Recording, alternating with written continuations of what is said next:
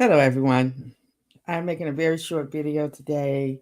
I want to talk some more about our our Black history. And okay, well,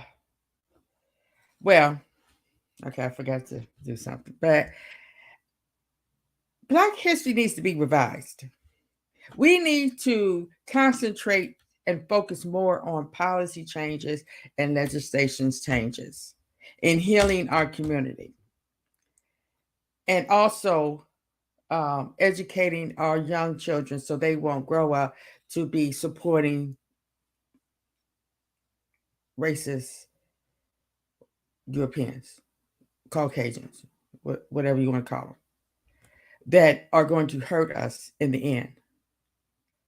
And they need to be able to stand up and know the truth, you know, just like I have been learning a lot about our history and how we have been duped and lied to so much that we can't learn the truth because religious fanatics, they keep putting in our head that human beings have only been around for 3,000-4,000 years, and we come from a white Adam and Eve, and we supposed to believe in a white Jesus. And what is that doing to our head? Okay, so um we need to really concentrate on our grandeur and supporting one another and learning the truth and learning about each other, supporting and celebrating our everyday achievements. You know, we need to have more talks about people in the community that is raising their kids right, that's keeping their yard clean, that's trying to keep the community clean, and get rid of all the bad things that are bringing us down, further and further down. You know, fighting for more supportive housing and supporting programs. Black History Month needs to be revised, where what we learn in this month can carry us on all through the rest of the year and all through our lives. Every month we go through learning about the same old people. Why we haven't had a Black leader since the 60s, since Martin Luther King Jr. and Malcolm X, and we haven't had leadership like the Black Panthers. Why? Because we've been pacified, because we have been engulfed in fear and the entertainment has been taken over by white supremacists that want to morally bankrupt us to the point that we are really celebrating our death and destruction. Have you heard the gangster raps yet? And the regular rap music and R&B, it has been taken over. It has been hijacked. It's some good out there, of course, but it's got to be overwhelming. Why do you think these Black rich people are not doing more for the Black community? Because they better not. Because they would lose it all. And they are what you call your modern day Black slave owners. And so we need to bring back our Black businesses in our neighborhoods. We need to be some more supportive to keep affordable stores in our neighborhoods and stop committing crimes against the people that's in our community that is helping us. Because you have to remember, there's a lot of people out here that don't have transportation and don't want to have to spend all that money to go out of their neighborhood to go get groceries and household goods that they need, because they're closing all these CVS's and Walgreens and dollar stores, and the um, Dollar Generals that they keep breaking into, the gas station. And what they doing? They breaking in there for cigarettes. Cigarettes, $10 a pack, $113 for a carton. They are risking 8 years in prison, criminal record, to rob a store for cigarettes that they're going to sell back to us, that is killing us. Or to buy drugs that are killing you. Now, I have been getting a lot of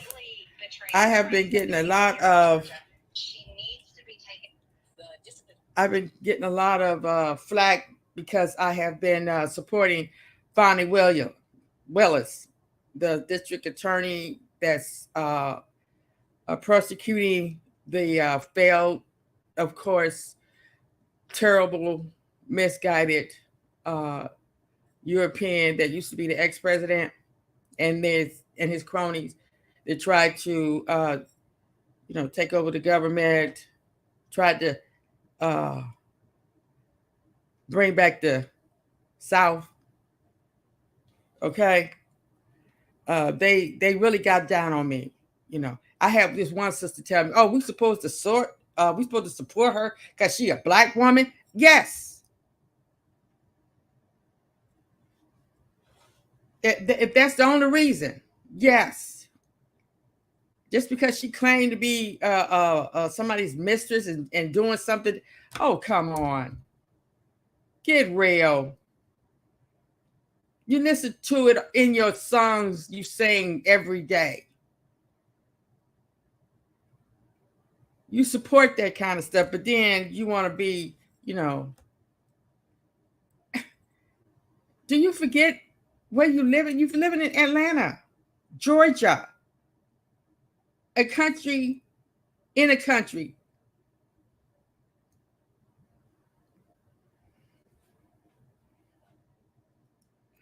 Now I'm gonna listen to a little bit of what they saying. Fannie Willis exposed as more whistleblowers. Now they have whistleblowers, modern day slave owners, and she's surrounded by a bunch of racist white people that's trying to take her down because they are, persecuting their dear leader. And like my girl said, their little leader. And because he ain't leading them but a small bunch of hating American people that want the South to rise again. That's all it's about. They want the South to rise again. Now, they reveal themselves with bombshell corruption allegations. That's how they operate. With corruption against corruption. Look, they ain't got no reason to persecute us, and they just as corrupt as us. Oh, brother. It took them a whole year to get all this. I'm telling you, that was the whole deal from the get-go. They've been working on this. They are good at timing things.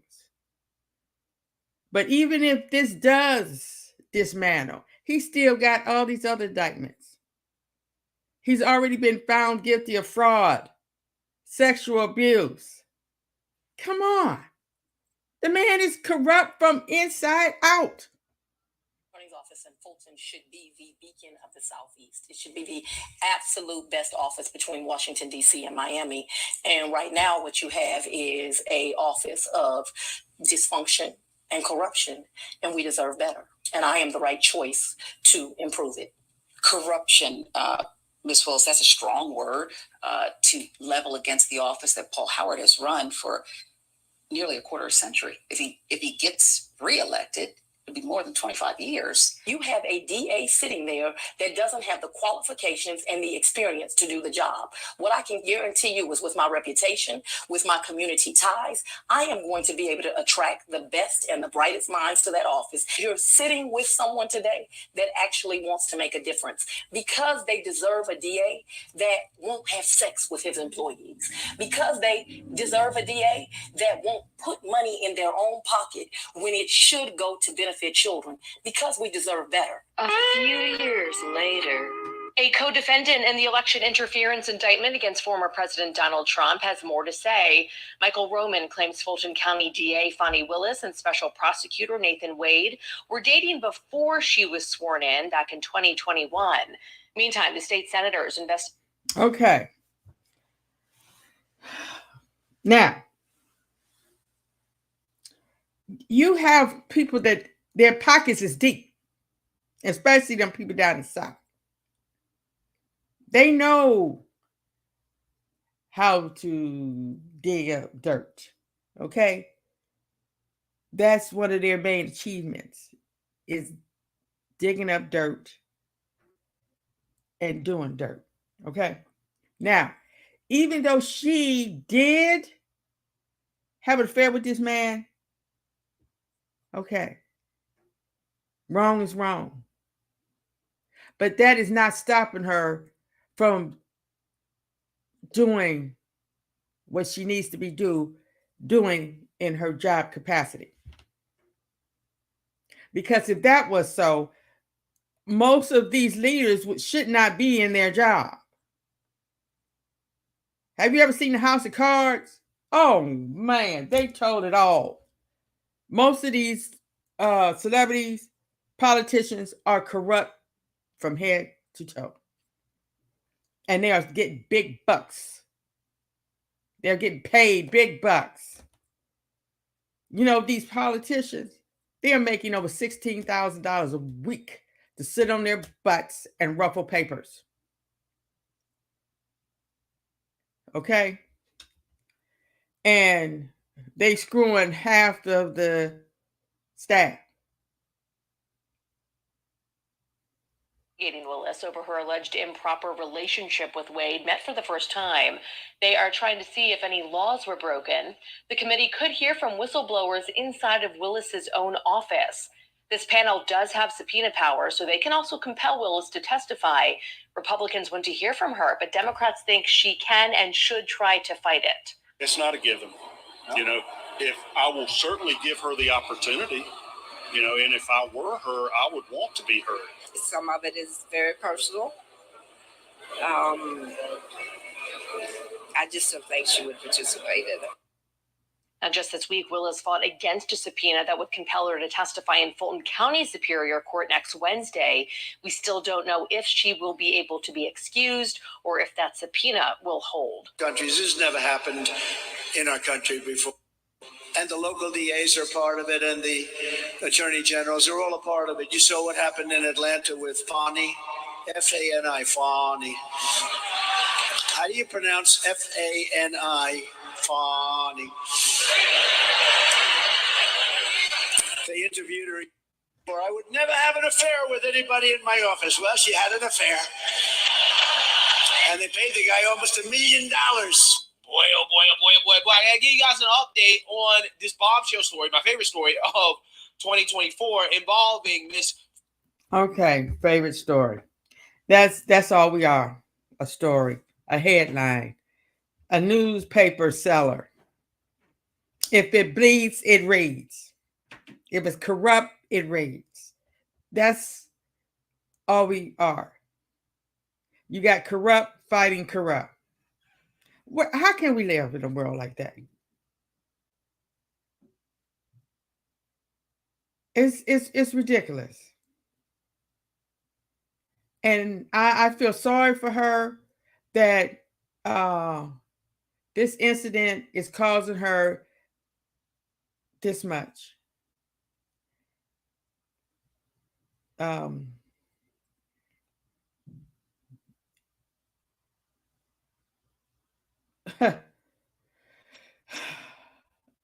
really, it's so strange to me. We look at corruption all the time. We hear it all the time. It's in our face all the time. They don't even talk about police officers who kill innocent black people like this. They make the dead person the bad guy, the one that deserves to be dead. And so we need to revise our way of thinking, our life, because we have to raise our kids better, because we have to get back on the moral seat that we were. That's why that the white people was able to come over there and give that devastation on us, because we had never been um, in such evilness. We didn't even know that much evilness existed till they came to our shores and corrupted everybody. And by us being so selfless and loving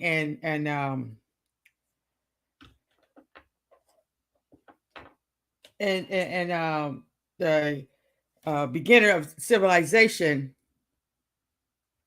and the original people, and not knowing that our own people is going to come back and land this devastation on us. And we were so subtle and tranquil that we didn't even have the heart to take back what was stolen from us. Because if we had, because when they came over and put us in chains and then threatened us with this firepower, we didn't have no choices, really. You either fight, but we supposed to fight on our own terms. We should have made arrangements to, when we get to their land, we should have devastated them, because they got to sleep. And nobody should have the right to look at another human being and deem them birds of beasts or savages, and they're the savages, and they are the beasts, because only beasts kill for pleasure and eat their young, and that's what they do. So we have to learn our Black history in another light. Now let's listen to what this man said. Manny Pack Willis, who did come out and admit that she did let Mr. Nathan Wade, the special prosecutor that she hired to go after her political opponent, Trump, throw his hot dog down her hallway. Okay, they did in fact have a relationship, and she claims that this relationship. This is the Black man talking, because you can hear he's getting a lot of views. He's got Black cons. So he's one of your modern day slaveholders. He's got 746 followers. And he got 1.6 comments. And I'm sure they all are against Fonnie and Nathan. And most of them live in Atlanta, Georgia. And you have to understand, people that live in the South, Black people that live in the South, they are bought and paid for by the white people. Okay.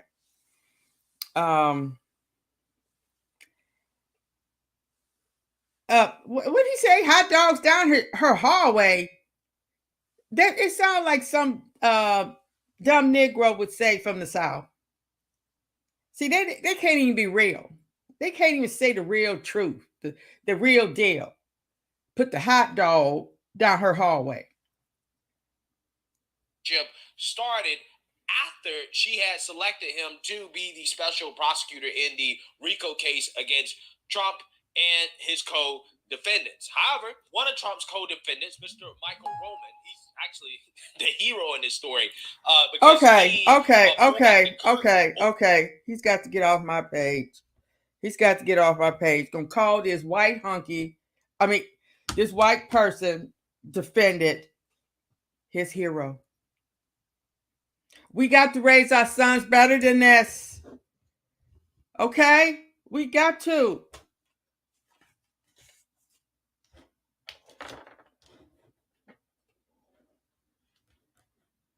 Oh my God. I can't take it no more. Are we going to be stupid all our lives? Are we going to be at the bottom of the totem pole all our life? Are we giving our kids a heritage of idiocy? Okay, somebody please comment. Please. Now, when you see these folks like that, remember, you are looking at a modern day slaveholder doing it for the money. Thank you for listening.